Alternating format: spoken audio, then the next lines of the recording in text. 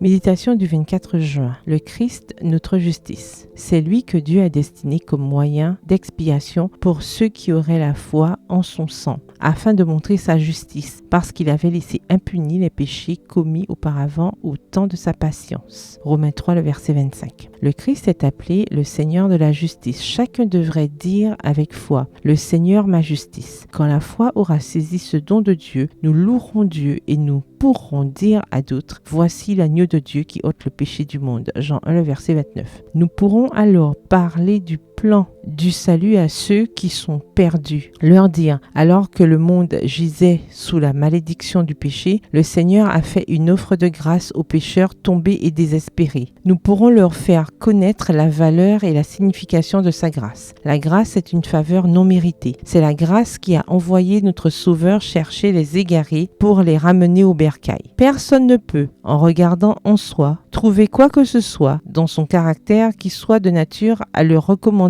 à Dieu ou lui donner l'assurance qu'il sera favorablement reçu. Ce n'est que par l'intermédiaire de Jésus, donné par le Père pour le salut du monde, que le pécheur peut avoir accès auprès de Dieu. Jésus est notre seul Rédempteur, avocat et médiateur. En lui seul réside notre espoir de pardon, de paix, de justice. C'est uniquement par la vertu du sang du Christ que l'âme atteinte par la maladie du péché peut retrouver la santé. Pas de mérite, pas de justice en dehors du Christ. Notre état de péché, notre faiblesse nous place dans l'impossibilité de paraître devant Dieu à moins d'être revêtus de la justice immaculée du Christ. En vous laissant attirer par le Christ, en vous unissant à lui, vous manifestez une foi salutaire. La foi familiarise l'âme avec l'existence et la présence de Dieu. Si nous vivons avec l'unique préoccupation de glorifier Dieu, nous discernons toujours mieux